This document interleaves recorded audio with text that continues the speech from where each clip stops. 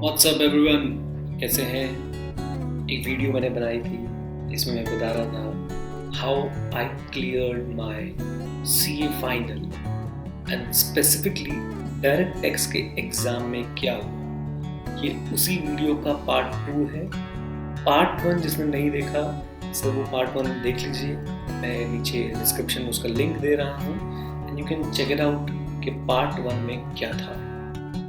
एक बात अब मैं बताने वाला हूँ कि मेरे डीटी में कितने मार्क्स आए। सर डीटी के मार्क्स मैंने जब देखे तो मैं खुद शॉक था। मैंने जैसे पहली वीडियो में बताया था, मैंने अपने अपना रिजल्ट खुद नहीं देखा था। मेरी एक फ्रेंड थी, उसने वो रिजल्ट देख के बताया कि मैं सीए बन चुका हूँ, मेरा सीए क्लियर हो गया है। अब मैंने उससे मार्क्स पूछे तो समहाउ फोन डिस्कनेक्ट हो गया। तब तक मेरे यहाँ का जो इंटरनेट था, और वैसे भी इंटरनेट तब थोड़ा सा स्लो होता था उस टाइम पे, और खासकर रिजल्ट वाले दिन वेबसाइट आप सबको पता है कितनी स्लो चलती है। अब मैंने अपना इंटरनेट लॉगिन किया, उसका मैंने रोल नंबर डाला। तो हमारे टाइम पे पिन वगैरह नहीं होता, जैसे अभी आजकल एक पिन भी होता है ना, हमारे टाइम पे सिर्फ रोल नंबर डालो आपका रिजल्ट मिल जाता था आपको। मैंने जैसे ही मैं रोल नंबर डाला मैंने देखा कि ओ मेरी सीधी नज़र डीटी पे पड़ी एंड डीटी के मार्क्स देखने के बाद बिलीव मी मुझसे बिल्कुल रुका नहीं कि मैं तो चिल्लाने लग गया। I was completely mad. मेरी मम्मी साथ में बैठी थी, शी वॉज क्राइंग। मेरी वाइफ साथ में थी, शी वॉज क्राइंग एंड अजीब सा एक माहौल बन गया। अब सर डीटी में I scored exactly 60 marks. Yes, 60 marks. जो मेरे कुछ दोस्त थे जिन्हें पता था मेरे साथ ऐसा हुआ, उन सब ने वो भी एग्ज़ाम दे रहे थे, उन्होंने फ़ोन किया और जैसा कि दोस्त आपसे पूछते हैं क्या हुआ, रिजल्ट कैसा रहा, उन्होंने मुझसे पूछा। और हाँ, इस वीडियो के एंड में बताने वाला हूँ कि उस पेपर ने मुझे 4 एटीट्यूड क्या सिखाए। तो जैसे ही मेरे दोस्तों का फ़ोन आया, सबने मुझसे पूछा कि भाई कितने मार्क्स स्कोर किए। मैंने उन्हें बताया कि भाई पहले आप बताओ क्या हुआ। तो सबने बोला कि मेरा ग्रुप 1 निकल गया, कोई सीए भी बन गया था। ज़्यादातर लोगों का ग्रुप 1 निकला। मैंने उसके बाद मतलब सबने मुझसे पूछा क्या हुआ, तो मैंने कहा भाई क्या हुआ, पास हो गए।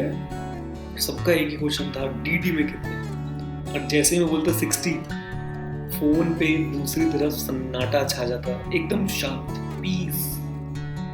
फिर थोड़ी देर बाद मुझे पूछना पड़ता, हाँ भाई क्या हुआ। तो वो शॉक में थे, कहते डीटी में तो इतना लेट था, क्या ऐसे कैसे स्कोर किया, ये सारी बातें।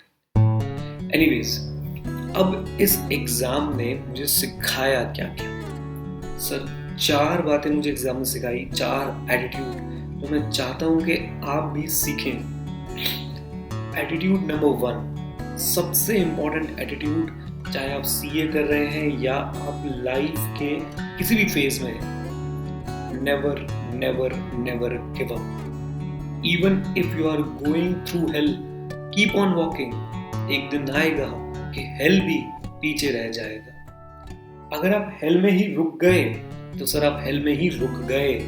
अब आप उस हेल से बाहर नहीं निकल पाओगे क्योंकि आप रुक गए।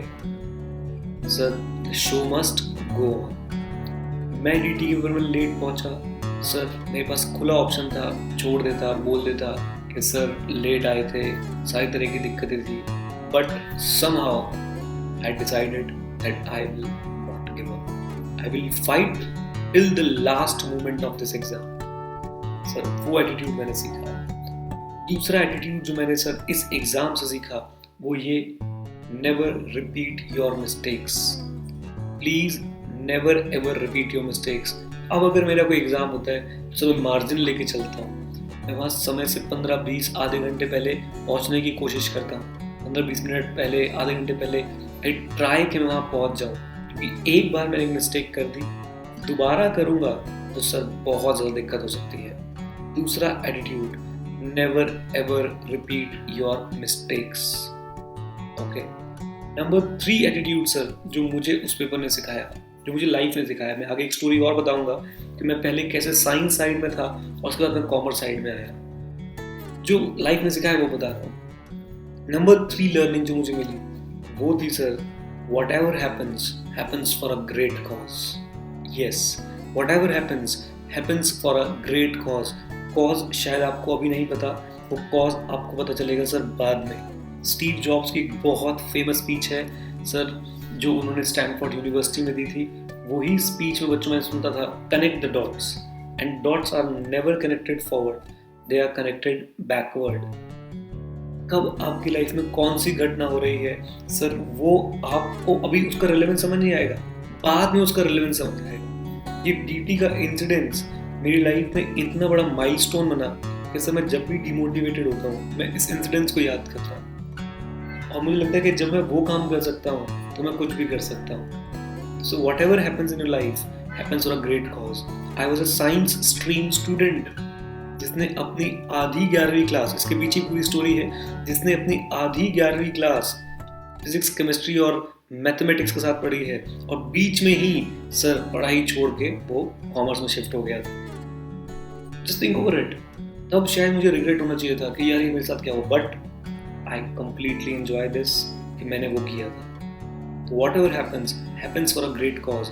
आज आपको शायद सर नहीं पता चल रहा कि वो कॉज क्या है, लेकिन ज़रूर आपको बाद में चलेगा।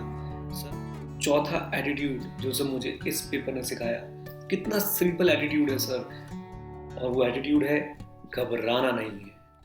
क्योंकि कितना सिंपल है, घबराना नहीं है। घबराना नहीं है मतलब सर प्लीज डोंट पैनिक। आप अगर कभी ध्यान से डिस्कवरी चैनल देखें, उसमें एक सीरियल आता है man versus wild, Bear Grylls जिसका होस्ट होता है सर, वो कहीं भी फंस जाता है ना, आपको भी ध्यान से उसको देखना, वो कहीं भी सिचुएशन फंसा होगा, उसका पहला डायलॉग अगर आप हिंदी में सुनते हैं तो सर ये आता है, ऐसी अवस्था में घबराएं बिल्कुल ना। Sir exactly in this situation you should not panic. In any situation, you should not panic, sir. This is the key attitude, sir.